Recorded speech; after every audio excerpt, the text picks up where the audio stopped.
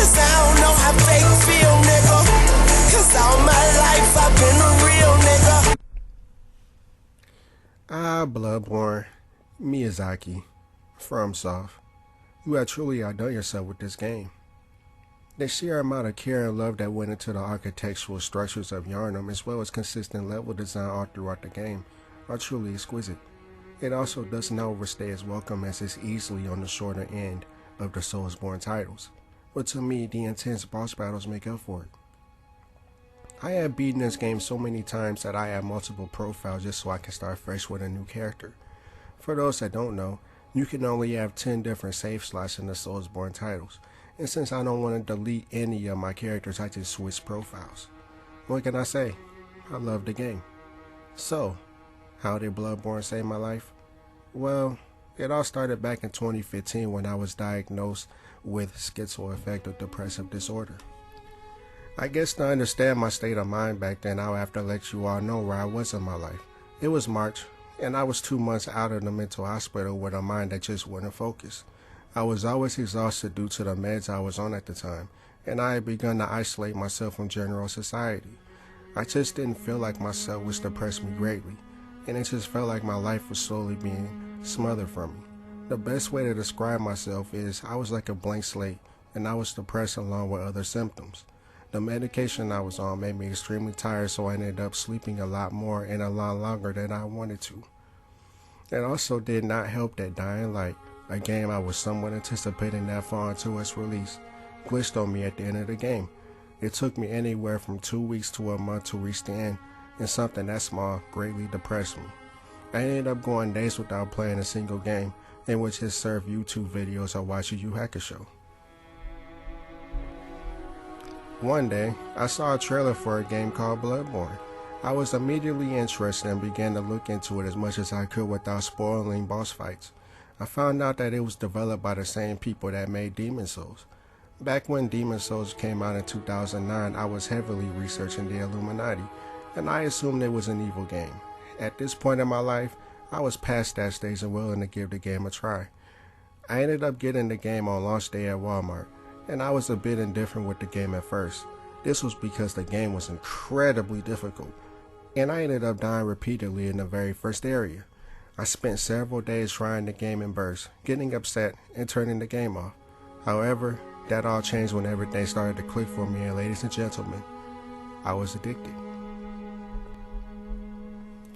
I quickly got through the first area exploring Central Yharnam, and I found a shortcut back to the first lamp. This made me feel like I made great progress, and when I ran into my first boss, the Cleric Beast, my jaw dropped.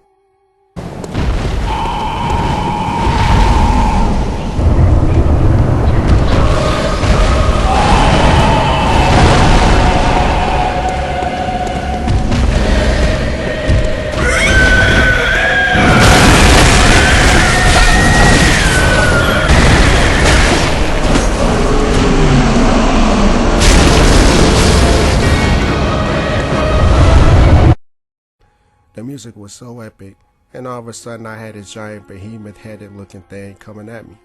I died a good 10 or so times before I finally beat him, and when I did, I was hooked. The game in its entirety was what I needed at the time. As I said earlier, I had a horrible time trying to focus, so after struggling through trying to beat Dying Light, I needed a game that was more gameplay heavy and less cutscene heavy. I do acknowledge that Dying Light does not have a lot of cutscenes, and this was still too much for me at the time. With Bloodborne, there were hardly any cutscenes aside from transporting to a new area or a boss cutscene.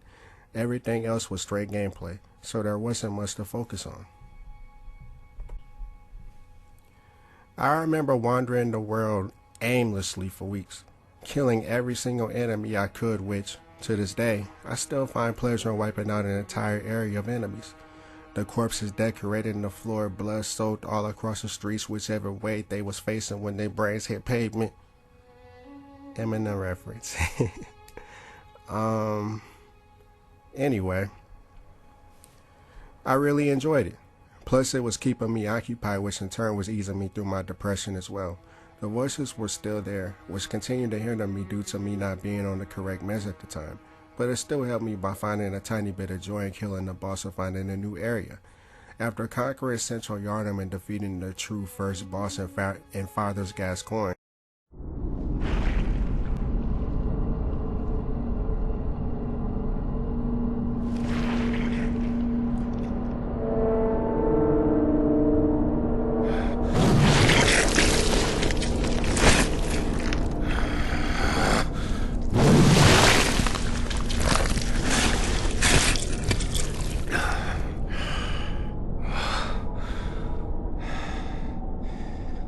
beasts all over the shop.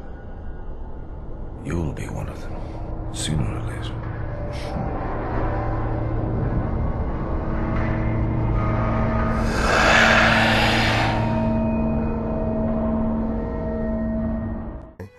I make it to the creepy cathedral. I murder some creepy guys, murder some dum-dums, their pets, a wolf. I finally make it to Old Yharnam. I shoot this asshole off the roof, kill a few beasts, and finally make it to Bloodstar Beast. This boss is where my addiction was in full effect. I began to absolutely love the game and began looking on message boards about the other games. The deeper I got into Bloodborne, exploring the haunted cathedral to the cursed forbidden woods to arrive at Bergenworth was so magical the first playthrough. At the end of the area you beat Rom, end up in Yargru, which may be my least favorite area in the game. These guys, these assholes, are the reason I hate the area. The area itself is okay, but easily the most bland in the base game in my opinion. Anyway, shortly after that you are in the frenzy-inducing nightmare immenses, and after that you are faced with a burning hunter stream before the final boss, Garmin.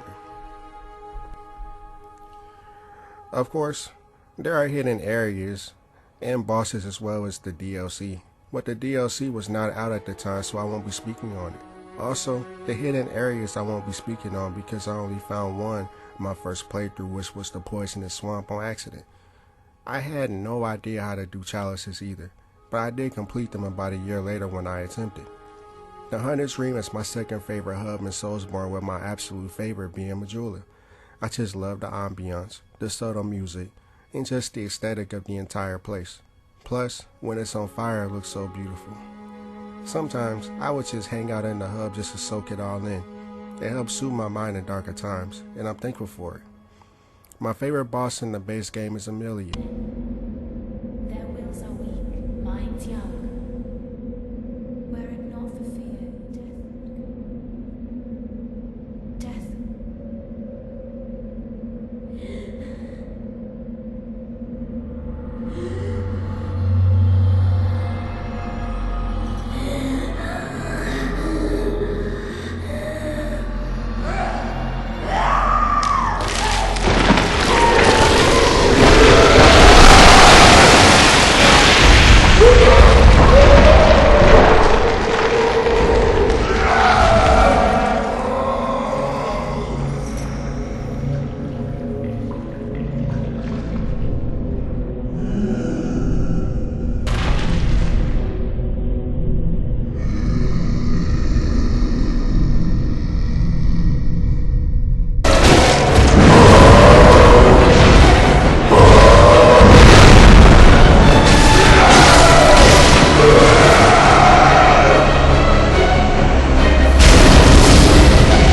I just love her design, her name, the arena, and everything else. My least favorite boss is Mikolash. Fuck this guy. Especially on New Game Plus cycles. Seriously, before he got patched over the years, he would summon a spell that would one-shot you the second you land to fight him a second time. Now, he seems to pause a bit and it's easier to dodge, but still, fuck this guy. The way this game saved my life is that I was seriously going to off myself by the end of 2015. I was feeling like a failure after losing my job, which led to me being hospitalized. I always had a lot of underlying issues that I covered up for years, so when I had my mental breakdown, the mask came off and stayed off. I was drained of energy and nothing excited me. Dying Light was a good game, but the glitch literally got to me since it happened at a bad time in my life. I was hyped for Dying Light when I found out about it in the previous year, so it was an unexpected disappointment and a waste of time to me. As small as that is to you, it really upset me, and it didn't help that other games were not interesting me. Street Fighter V was out, which is my favorite fighting game series to play, but it was trash to me in Season 1 and wasn't fun to me. So, I was extremely miserable, hearing voices while suffering different hallucinations, and it was very unbearable. I was isolated with no social life due to my own shame of how my life turned out and the fact I felt like a zombie. I wasn't me.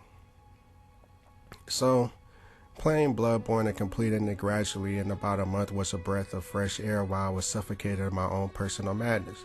My mind, although fractured, felt the right amounts of dopamine that were pushing me back to enjoy living again. Even if it was just a little, it helped me out of my darkest times. I'll never forget the first time I beat Bloodstar Beast. I was poisoned but was able to kill him. However, I still died because after I lit the lamp, my guy fell to the ground. My health bar was pretty much gone, and I had no antidote since it took me a good while to beat him. The fight itself was really exhilarating, and every boss felt like that in the game.